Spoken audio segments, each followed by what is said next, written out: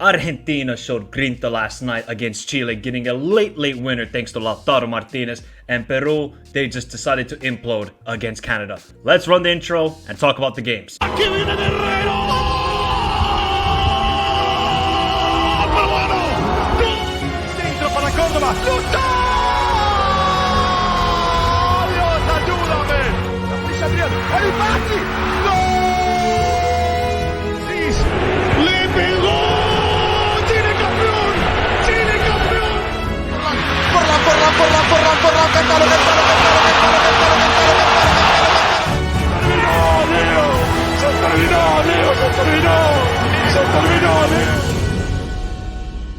Well, Peru and Canada decided to have a classic Bienvenidos a Copa America game to Canada. Canada got the reality check and really felt the hardship and the passion and the everything that encompasses a Copa America game yesterday against Peru, because they felt the tackles, they felt the headbutts, they felt everything. And Canada didn't know how to respond. That first half from Canada was so bad. I didn't know Gone was playing, Kyle Larin, Jonathan David, Alphonso Davies.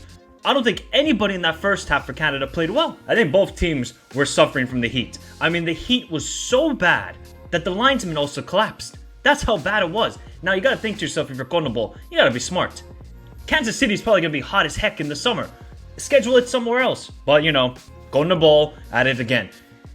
But the first half, I think the major talking point from the first half is Marcos Lopez should have gotten a red card. There is no way you can headbutt and get away with it in a VAR era. I couldn't believe he didn't get a red card for that situation. It's clear as day. Marcos Lopez looks at Alistair Johnston and says, "Here, welcome to Copa America." Boom. I have no clue how Lopez was on the field in that situation. Should have got a red card. Second half then. Oh, Miguel Araujo. I kind of feel bad for him because he tried to go for the ball, but if you come studs up, and it could have been really bad, it is a clear red card. And Miguel Araujo, and I think the whole Peruvian team, they actually played well after the red card. I was watching the game and I was like, wait, Peru are playing better now than when they were with 11 men, because they knew they had to win this game. This was their winnable game. They had to show Canada what CONMEBOL is about, and they knew their last game is against Argentina.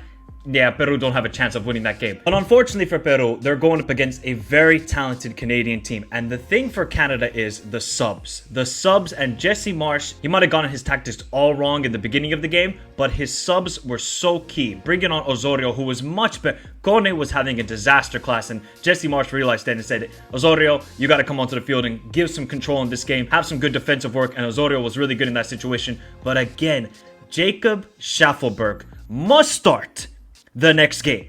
He has to start. An assist yesterday, and his work rate off the bench against Argentina, Schaffelberg has been, you could almost say, Canada's best player so far. And he got the assist to Jonathan David, and Jonathan David getting a goal. Beautiful finish off the post. Now, I can criticize Peru and say, why are you guys so open at the back? And, you have 10 men, just kind of see it out, maybe get a point and see what happens. They knew they had to win this game. 1-0 Canada, and that's what it finished. But Crepeau made two incredible saves on Cueva and Paulo Guerrero. So Crepeau is turning out to be one of the best goalkeepers at this Copa America, which I didn't think. I haven't seen much of Crepeau before this Copa America, but he might be one of my favorite goalkeepers right now in the world. He is an incredible shot stopper, kept Messi quiet with those two 1-on-1s in the Argentina game. So Canada, it's almost like the unsung heroes are stepping up. It's not the Alphonso Davies. It's not, obviously Jonathan David stepped up yesterday. It's not Estacio. It's not Kyle Larin or Tejan Buchanan. Tejan Buchanan again. Oh man, he's really struggling right now. I think the lack of game time at Inter is affecting his national team play. But overall, I mean, Peru, when you bring it off the bench, Paulo Guerrero, Christian Cueva, and Andre Carrillo, I mean, what can you do? You had to just go younger with this team. And Fossati, I actually think Peru have played pretty well in these two games. That's the funny part. They have played well in these two games, but they only got 1 point. But the thing that has been the detriment for this side, they can score all the goals against Dominican Republic. They can score against El Salvador, one other minnow team. But against the top teams in South America and in CONCACAF, zilch. Donut. And that is the biggest issue for this team. They're very organized. Clearly, they are passionate about progressing out of the group. But it might be right now that Peru don't progress out of the group stage at a Copa America for the first time since 1995. And it might become a reality very soon. Let me know your thoughts, people. If you're Canadian, this is the sort of win you need. You didn't play well. The first half was abysmal, but getting a victory, character. Yeah, it's against 10 men. You can say what you want. You got to take advantage of it still. And Canada did that. And for Peru, I mean, let me know your thoughts, Peruvians. Are you happy with your performances? I think you actually should be positive. Defensively, it's been amazing. It's just about the attack is lacking so badly, and I think that's going to be the detriment to Peru. But let me know your thoughts in the comments down below as we go to Chile and Argentina. I thought Argentina and all the Argentinian fans in New Jersey, maybe some of them Argentinians, maybe some of them Americans, they were going to get PTSD because this game was played at the same venue as the 2016 final where Chile were back-to-back champions. I'm intrigued by Argentina. They didn't play well again. Actually, you know what? They played pretty decent. Not the best performances we've seen from Argentina, but they have shown this in the Copa America and the World Cup. They don't start off hot. They don't start off like a Ferrari. They start off like maybe, I don't know, a nice Jeep. Good, sufficient, but moves on.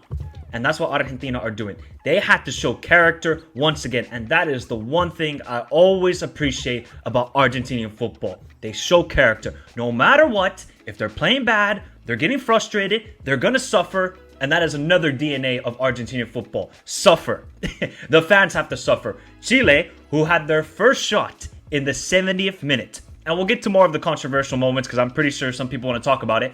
They had their first shot in the 70th minute. Echeverria had about 2 good chances, and this is where you need your other star players to step up. Not Messi, Dibu Martinez. Dibu, he will be an unsung hero for many, many decades to come for Argentinian football. Clutch saves, and again, he came up with a clutch save yesterday to deny Chile on 2 occasions where Chile had the momentum, but they stopped him. And then after that, Lautaro Martinez again off the bench. This guy, this is the key here. For World Cups, play Julian Alvarez. For Copa Americas, play Lautaro Martinez. There's your solution. To all my Argentinians and to Scaloni. There's the solution. Because Lautaro off the bench, and I know he missed a chance at the end. Terrible from him. He should be burying that. It was a great pass from Di Maria, but at least he's getting the goals. Everybody was criticizing him at the World Cup. Oh, Lautaro, step up. And everybody was just heavily criticizing him. But he at least got the goal. For Chile, I think it was a good defensive performance. You know, Paulo Diaz was really good. I thought Pulgar stepped up big time compared to the last game. Echeverria stepped up as well. Isla, out of all the old guys, him and Claudio Bravo. Claudio Bravo, these 2 games also making some monstrous saves. And yeah, they had to suffer a little bit, Chile. They really did not progress with the ball well at all throughout this match until the 70th minute. And that's because Osorio finally got involved in the play. He finally got some touches. And you see that nice layoff he had to Isla for the back heel that then allowed Isla to get the cross into the box. So the biggest question I have for my Chilenos is, you're now in a must-win game against Canada. If you lose, you draw, you're going home. But now, this is the opportunity. I think this is what Gareca wanted to do. He wanted to, okay, let's get a win here against Peru. Didn't happen, 1 point. All right, fair enough. Things happen. It's a derby. We're going to probably lose to Argentina, but we'll try and get a point. They defended very well. Unfortunately, they didn't get the point. And the objective is to beat Canada. So let's see if Chile can do it. What do you do with Alexis Sanchez, though? He got subbed off, 60th minute, 65th minute? It didn't look good.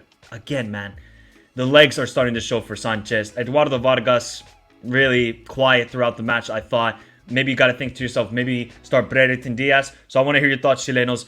I know it's a bit of a controversial game, and we're going to now get to the controversial moments. They played well. Echeverria, if he puts one of those chances in, we could be having a totally different discussion heading into the final match day in this group. But unfortunately, Argentina just show that quality they have. They have that quality. Julian Alvarez had a couple of good chances to obviously Nicolas Gonzalez hitting the crossbar in the second half. But no matter what, this Argentinian team, they find a way. They played terrible against Mexico in the World Cup. They find a way. Brazil, Maracanã, 1-0. Boom.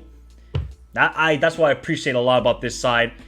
And hey, now let's get to the moments. It's not a red card by DePaul. When I initially saw it in the morning, because obviously still images, I was like, okay, that looks like a terrible red card. I don't know where Rodrigo de Paul is really supposed to place his leg. So I don't think it's a red card. But how he didn't get a yellow card is beyond me. The penalty, I don't think it's a penalty. Yeah, okay, Couto Romero jumps up and I think with elbows, I think it was Davila. I don't think it's a penalty. Now, people were trying to compare Messi in the World Cup against Poland. That wasn't a penalty either. So, goes both ways. Yeah, and otherwise, Nicolas Gonzalez grabbing the leg. You know what? It is hilarious. But I want to hear your thoughts in the comments down below of the controversial moments.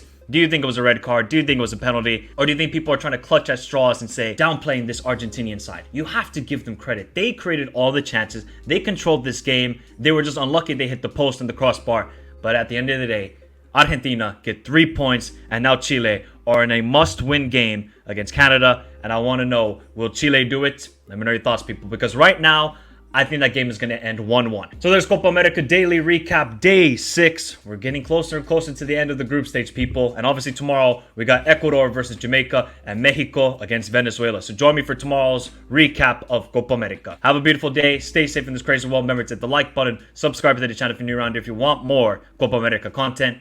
And adios.